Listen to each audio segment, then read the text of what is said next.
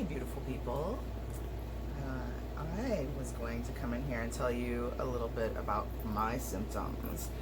I have, my name is Bean, first off, and I have hypermobile Ehlers Danlos syndrome. So I've had it my whole life, first off. It's a genetic disorder of the collagen protein. And basically, if your collagen is like pantyhose, mine is like fishnets, and it is what holds everything together. I mean, we're talking from your skin to your organs to what's in between your organs, everything. So what I wanted to do today was actually go through my list of symptoms that I experience, I have experienced in my life, or that I experience now. Okay. So well, not obviously, but I was hypermobile. I could hyperextend, so if I was reaching for something, I could just kind of dislocate my shoulder, just, hyperextend, sublux my shoulder, just enough to, reach those extra, few centimeters, and, just doing that hurts. So, I'm not going to do that anymore. But, I've always, even when when babies, they do their hands like this, and they've got these little dimples across the top, I still have them. So my hands go like this, my fingers go like this, but I have, okay, so this ring right here keeps my finger from hyperflexing, because this is one of my worst ones, and it's the one that I use the most. So the other ring that I had on there, well, that's kind of distracting with my tattoos, so I'll take off the other ring. The other ring is like this, and that keeps my finger from doing this when I push buttons, because that really hurts. If I push on the microwave, or just buttons like opening the dash, or not a dash, the glove box, or there are just so many things. Putting the handles of my wheelchair down, things like that are pretty freaking painful when your finger goes back. So these rings I actually got from Zebra Splints, and they are pretty cool. This one I actually made.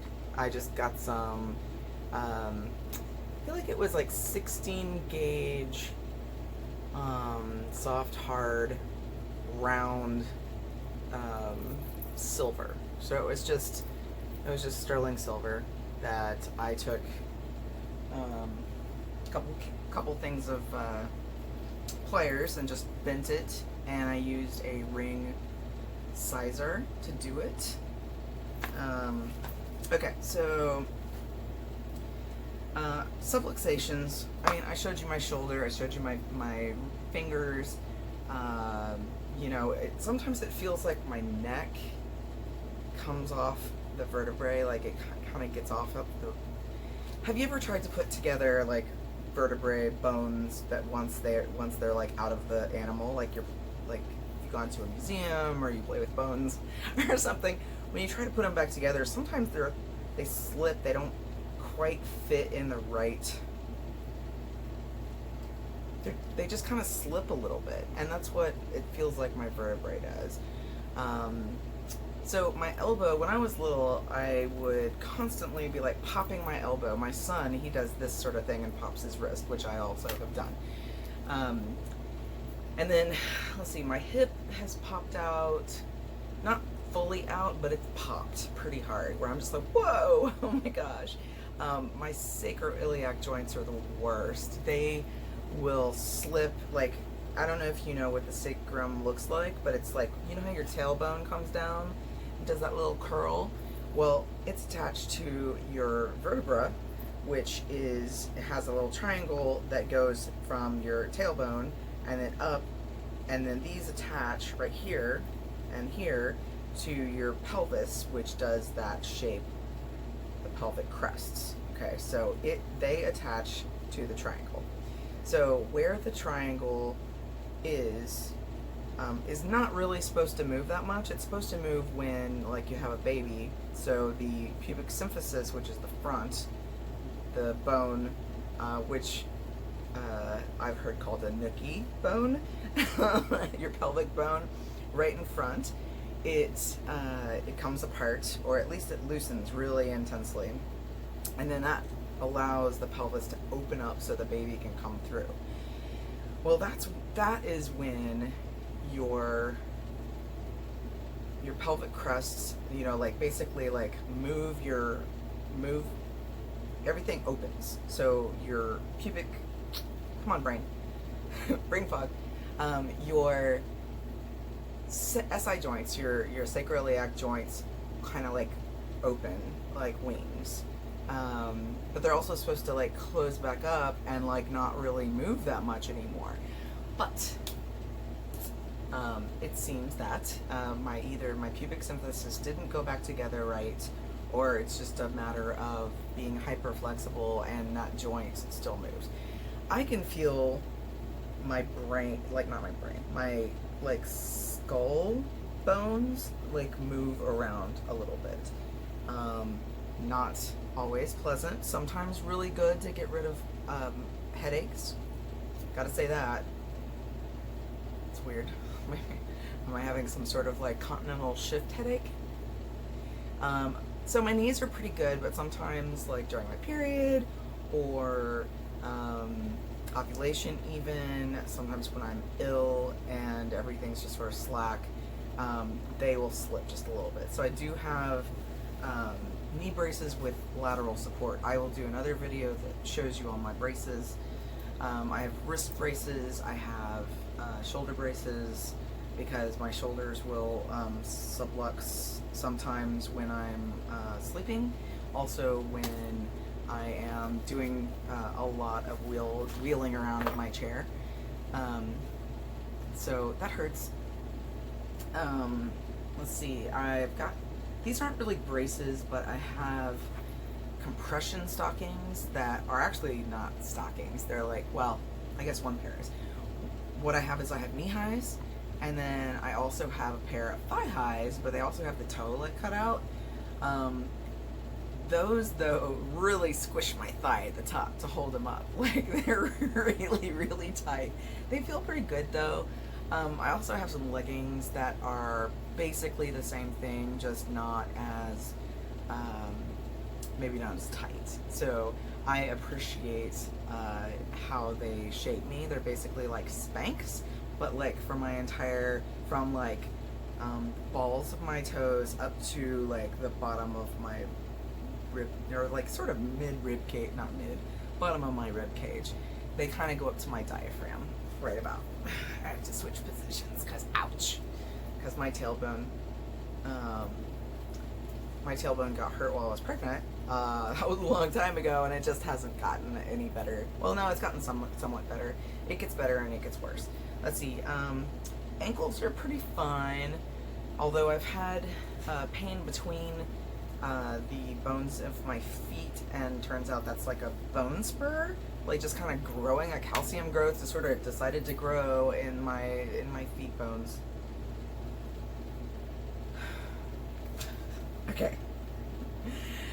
So I don't dislocate. Some people really like actually like straight up come out of their joints. I am grateful to say that mine only sublux, and it hurts, but it's not like the pain of like fully coming out. I have heard it's very painful. So I'm going to just give thanks for my somewhat painful. No, they're still very painful, but this is not a contest. Also, another thing that happens is when I sleep, I talked about this in another video, but my chest, if I don't, like if I curl up like this, my chest will fold in on itself, and it makes my like ribs sort of roll around my sternum. Not cool, not cool. Okay, so let's see. Oh, my jaws. I've had TMJ, and my jaw has gotten, like, basically I hold it kind of like out in front of me. It hurt when I did that. I haven't done it in a few days, clearly, because that really hurt. But we had, I try to keep my bottom teeth behind my front teeth. And I mean, it's not super easy to do because, well, I mean, I'm used to sort of like jutting my teeth forward, and that's you know, that's the HEDS. So, all right, let's see. Fingers, knees, hips, knees sometimes. Vertebra, much worse. Period. Ribs, collapse around sternum. Fingers twist and push away from their joints. Oh, sometimes my knees collapse, where just all of a sudden my knees just can't hold me anymore. Everything pops. I also get oh, we talked about swan neck deformity, which is the fingers. I got bursitis in my knee when I was in 9th grade, which that's way too early to be having bursitis. I was on the drill team, which is totally weird, but I was living out my 5-year-old's dream because my older brothers were in the football team and I wanted to be one of those girls out on the field. So I did, and I did a good job because I'm hypermobile. I was a frontline high kicker and everything, but you know, it did hurt me. So I got my knees were really kind of messed up for a while. I hurt everywhere. It's amazing how many, like, now looking back, how many symptoms I had growing up and just had no idea. I was sick all the time. Anyway, let's see now. I get muscle spasms, and I get them pretty bad. Like, right now, I have a muscle spasm in my foot, and, you know, I can just kind of rub it. But, like, if I tried to point my foot right now, like, I used to do ballet when I was younger and not in pain. I used to do ballet, and my foot would, sometimes it would just, like, cramp up real hard, and I'd rub it out, and anyone who does ballet probably has that experience. I don't know for sure, though, because I'm not anyone else but me. But usually the place that tends to get into spasm are the muscles coming away from my sacroiliac joints. So basically, like, here's my butt, and it's these muscles coming away from the bone there that's going down, and then it sort of hurts along where my femur goes into my hip. So it kind of just does like this. Oh, it hurts so bad. It's really hard. Like it's hard not to fall down, honestly. But usually I just stop. It'll calm down. The pain's still there, but the muscle spasm is gone. So I do take muscle relaxers sometimes when they just kind of freak out, because it'll like travel down my leg, and then all of a sudden my toes are like all involved. It gets pretty wacky sometimes. Okay, so when I was in puberty, so okay, back up. Puberty is a point here. HEDS seems to react to hormones, right? So things get worse around your period or ovulation. I don't know how it works for guys, but for us, like, for us women, or us who are on estrogen, I would imagine that those who are women who are on estrogen, like changing from cis, would be like our trans sisters would have more pain after starting hormones. I'd really love to know that. If you are comfortable with it and trans. I would love to know, like, whether or not your pain and your, like, dislocations and stuff got worse. I've never heard anyone talk about it, so that's something I'm curious about. I mean, it's not, there's no scientific anything about it. It's just sort of my curiosity. Okay, my battery is getting low on my phone, so I need to hurry my little butt up. All right. Okay, so in puberty, a lot of us get stretch marks when puberty happens, and I definitely got stretch marks.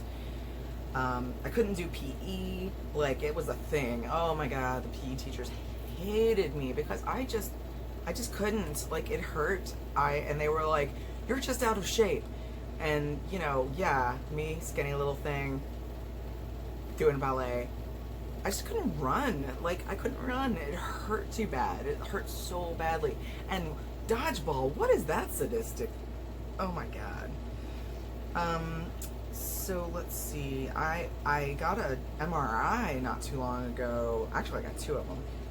And I have spinal stenosis, which means that the hole that your spinal cord goes through is like closing down. Like, if you know how pipes get calcium deposits, that's exactly what's happening in the in my spine. I have some scoliosis because one of my legs is shorter than the other. Joint pain, tendonitis, carpal tunnel, tennis elbow.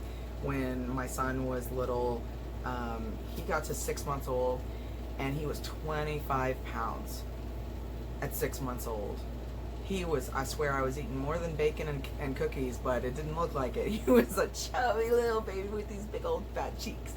But, like, he didn't gain any weight until he was over 2.5.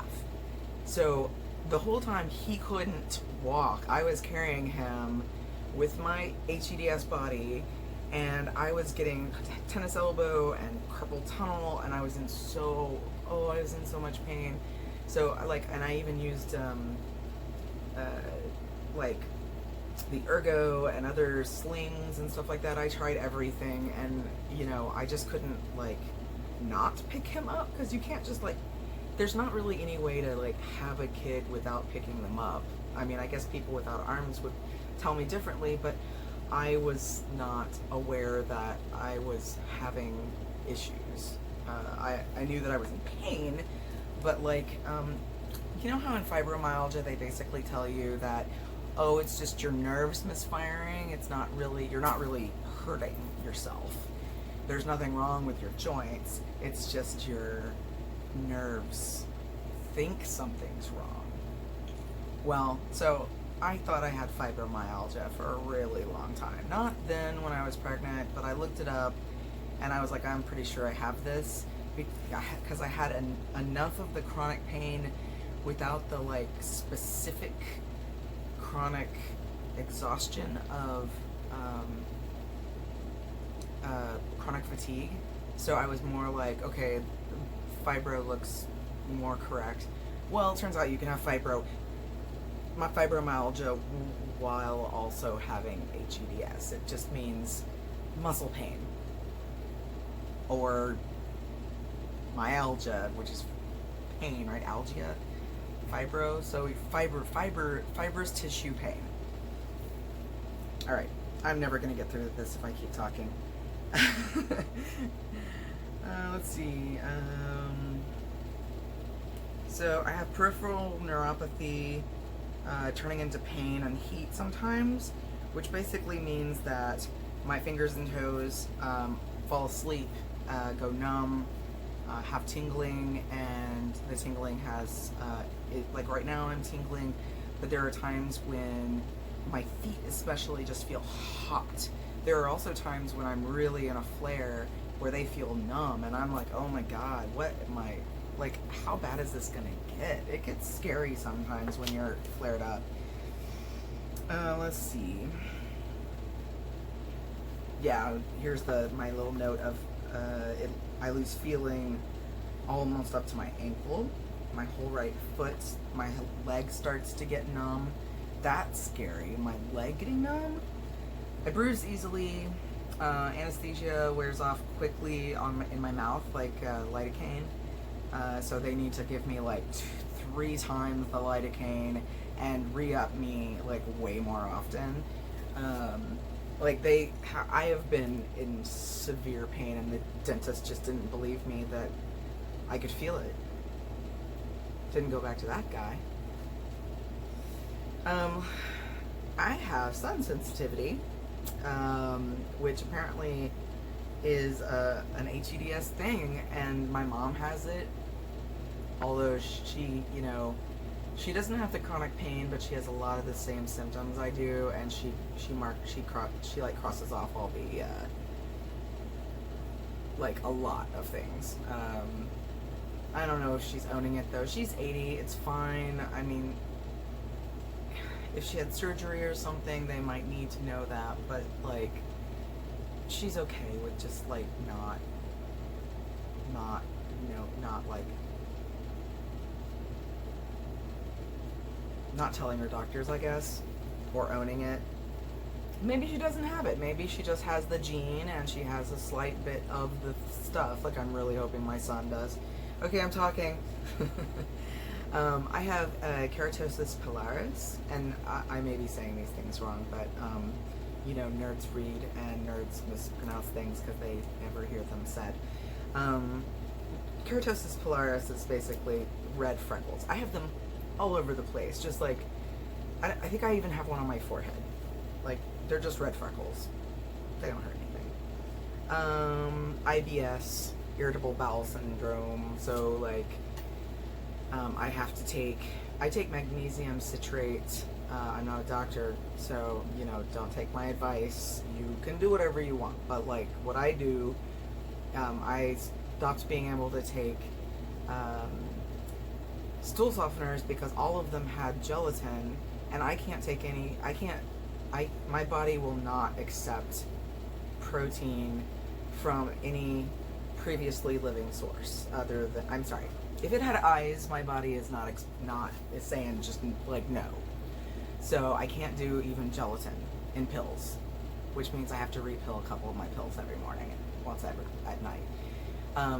So because I stopped being able to take stool softeners, and I really just don't like the Metamucil thing, or even the Miralax, it's like I forget to take it.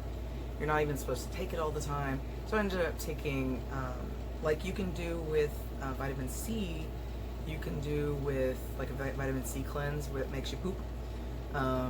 You can do it with magnesium citrate. So I take 2 1,000 milligrams, I think. I should look that up. But I take 2 pills in the morning and 1 at night, and that keeps me just fine. I have headaches every day. They range from like mild to really intense migraines. My migraines are definitely triggered by hormones. I have sensory sensitivity sometimes so bad I can't stand my clothes or my bed.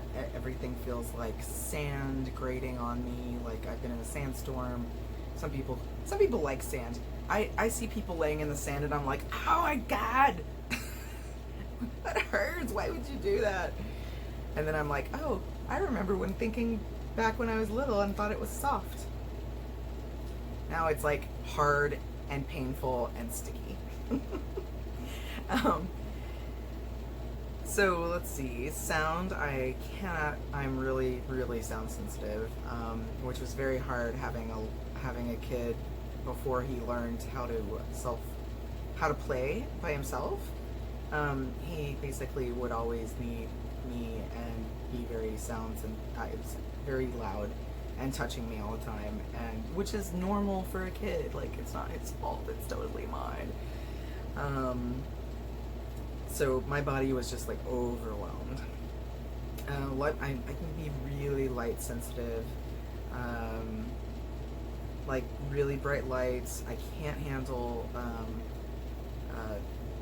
strobe lights. They don't give me seizures or anything, but they might give me a migraine. And sometimes, I swear to God, I have wondered if migraines are related to seizures, and I think I read somewhere that they are, and I would not be surprised because,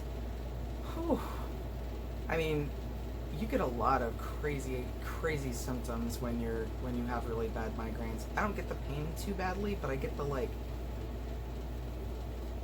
just complete like disorientation and like visuals and sound. Like I get ringing in my ears. My skin becomes very, very sensitive. Basically, all of my senses like freak out.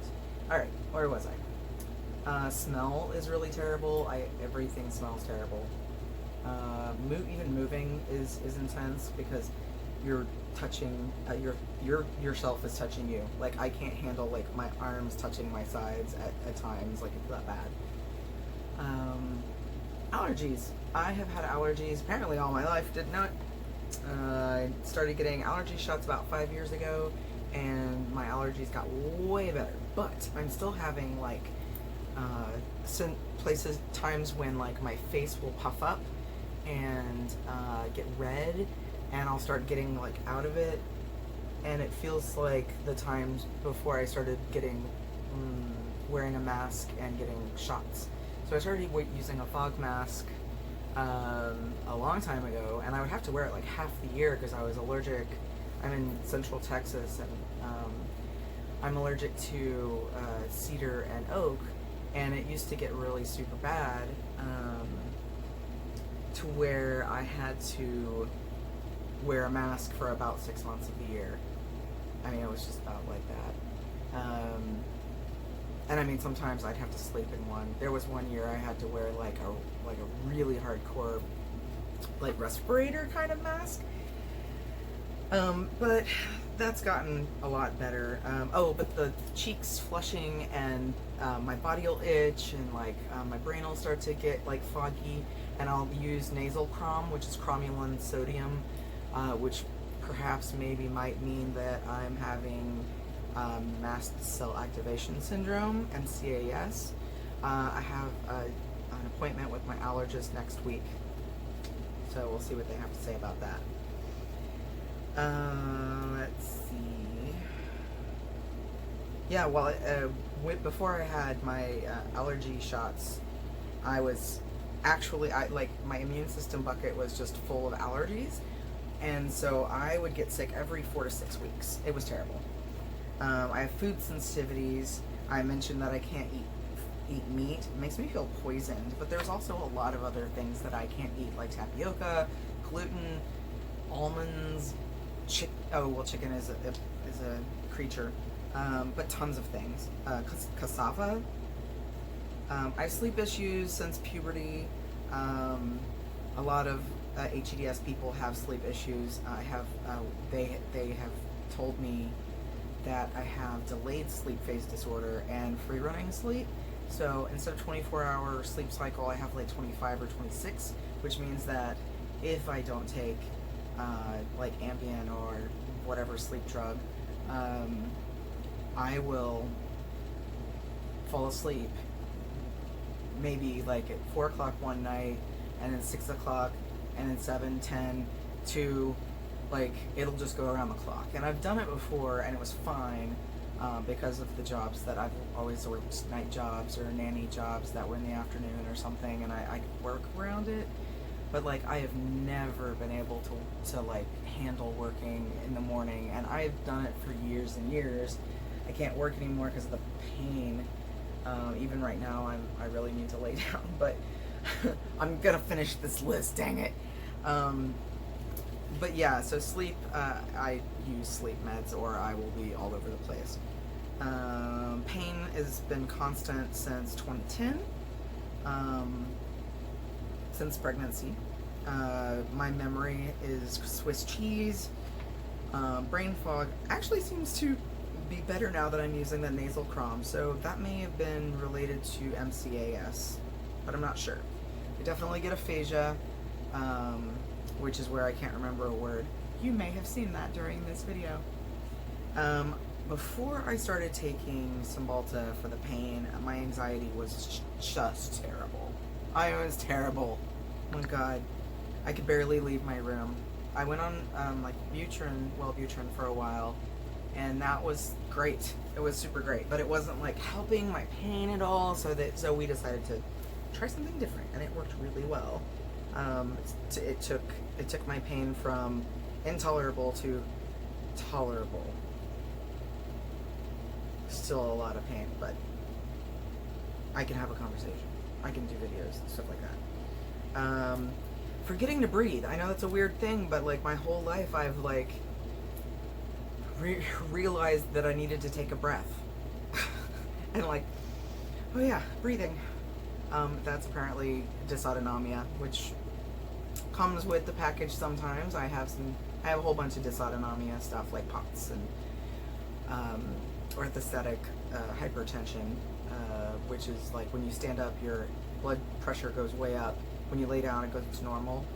But that usually only happens when I'm flared up.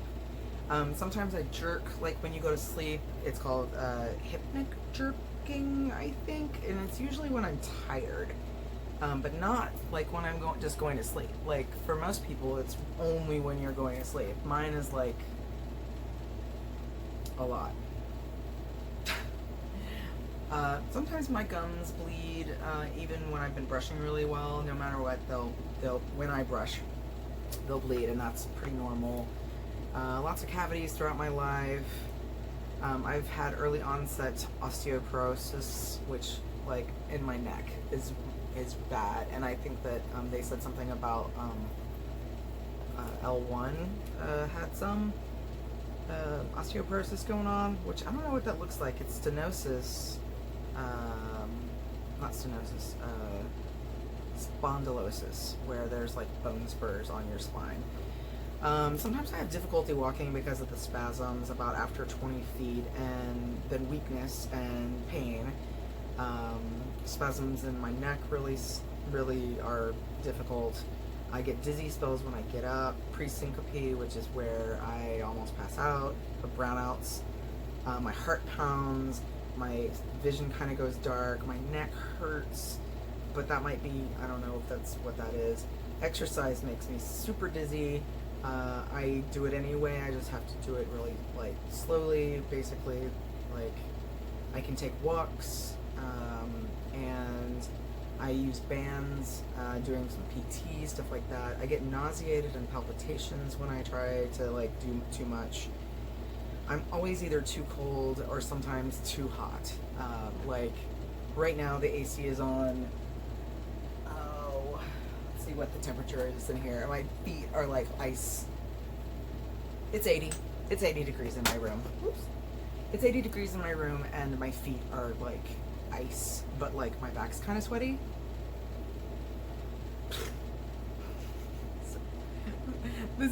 I swear to God, this syndrome is so dumb. Okay, blood pools in my feet. They kind of swell and hurt, and I can see the veins, and it's kind of purple. I don't remember what that's called, but it's part of like POTS and dysautonomia. When I walk, when I go hiking, or I used to anyway, my hands would do that too, and I like, even holding like my hands up above my head would not make it stop. It was the worst. It hurt so bad. And apparently there's like hiker's arm or hiker's hand or something that is a thing. Tell me about this in the comments if you know about this.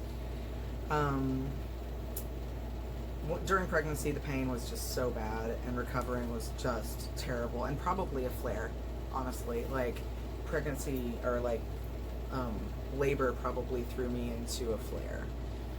I have had a couple of prolapses, and those are basically hernias. I've had, I think, two and a half hernias.